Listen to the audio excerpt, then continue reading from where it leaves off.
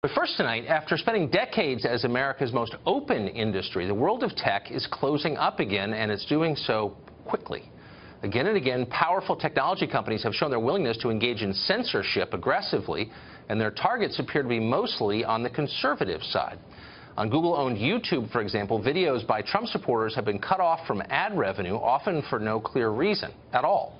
On Twitter, popular personalities like Milo Yiannopoulos and Martin Shkreli have been banned without explanation, while hateful rhetoric on the left routinely goes unpunished or even unnoticed. And if you're on Twitter, you know what I'm talking about. Amazon and PayPal both have started to target organizations using a blacklist crafted by the Southern Poverty Law Center. That's an illegitimate left-wing group that routinely uses its hate group label to target ordinary conservative groups. The greatest threats to an open society now are not in Washington, they're in Silicon Valley and cyberspace. Brian Claypool is a civil rights attorney. He says he supports the recent behavior of tech companies, and he joins us tonight. Brian, I assume you're liberal. I would imagine that you're against censorship and for free expression, the free exchange of ideas. Liberals used to stand for those things. Why no longer? Yeah, Tucker, I don't think this is about being liberal or conservative. This is about human decency.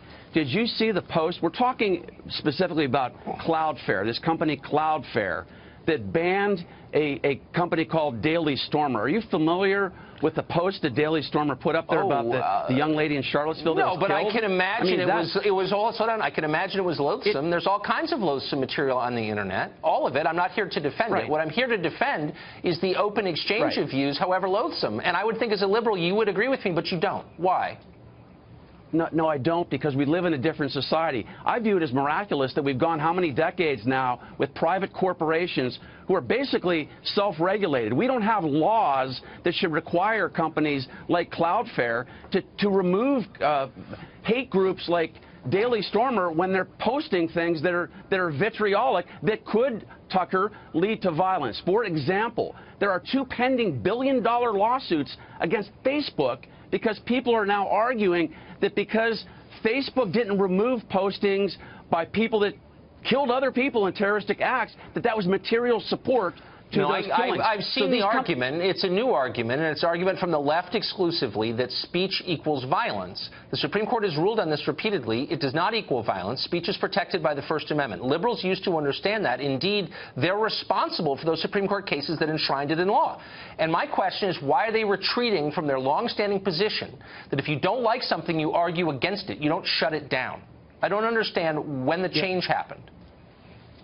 Yeah, Tucker, I believe the change happened when we've had an onslaught over the past few years of terroristic acts within the U.S., and then afterwards we find out that, for example, out here, I'm in L.A., the San Bernardino shooting, remember that? How can we forget that?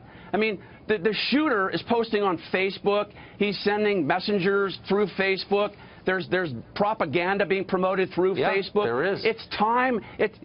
But Tucker, here's the point. You have to try to preempt something before it happens. If you have a group like Daily Stormer that's calling a 32-year-old woman a slut.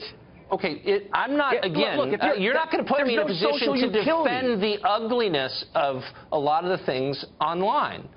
I'm merely saying that once you decide you're going to censor speech, a lot of really difficult questions arise, such as who gets to decide what's hate and what's legitimate argument? What are the punishments? These are questions we haven't faced in this country because we have a First Amendment. And unfortunately, the left, because it's now in control of all of our cultural institutions, no longer believes in it. And so here's my question. So a company like Google is more powerful than any company in the history of the world. Okay, it's $1 trillion company. Right. Aren't you a little concerned by the concentration of power in a small number of hands in that company at all? Yes. One thing we can agree on is the answer is yes, but we need a remedy. Unfortunately, the CEO of Cloudflare, Tucker, he came out and said, look, I woke up this morning. I don't really want to do what I have to do by eliminating Daily Stormer, but unfortunately, we have no laws in this country that would give me a criteria to remove them. What he's saying is we need legislators to step up, create some laws, set a criteria for when these hate groups or potential anti-terrorist groups are you arguing that Congress should set limits? Look, In the case of the Daily Stormer Yeah. and this guy who owns a web hosting company, I get it. You know, if you don't want it on your platform, I'm not going to argue against that. But there's something much larger going on here, and it's a systematic suppression of speech that liberals don't agree with. And now you're arguing that the Congress ought to be in the business of deciding what you're allowed to say and what you're not allowed to say. And my question is, are you being serious? Are you being serious that this isn't a safety issue? Are you kidding me? You don't think that we need some criteria? You need Congress to tell you what you're allowed to say out loud? Well, wait a minute, Tucker. You don't think that social media has anything to do with any of these terroristic acts? San Bernardino, the Isla Vista shooting in Santa Barbara, I think it has a lot to do with it. I think social media are awful. That's why I don't go on them. But I think the remedy that you're proposing is authoritarian.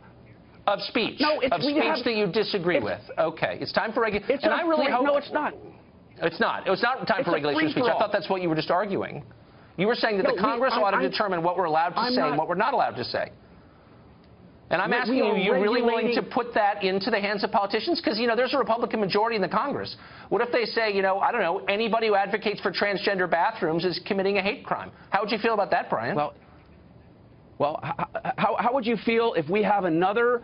How would you feel if we have another Charlottesville, let's say in Austin, Texas in 2 weeks? I would feel terrible. And there are all these postings. Let me finish. No, but there are postings, or there are groups or hate groups out there that are providing the impetus or the desire for others to go out and do these acts. You don't think, Tucker, we have a social responsibility to try to remove that? That's not censorship. That's common sense. No, it is censorship. And what I'm saying is that you, like most liberals, are ruled entirely by your emotions, and you're not thinking this through to the next step, which is censorship. You're calling for it. And my point only is that the remedy is bad. It will kill the patient. You will not have a free society if you're not allowed to say what you think, even if it's ugly. That's been our tradition since the founding, and you're advocating for ending it. And I think you should think through the consequences of that. That's all I'm saying. I'm not defending the creepiness on the internet. I hate it, just like you do. Anyway, thank you, Brian. Good to see you.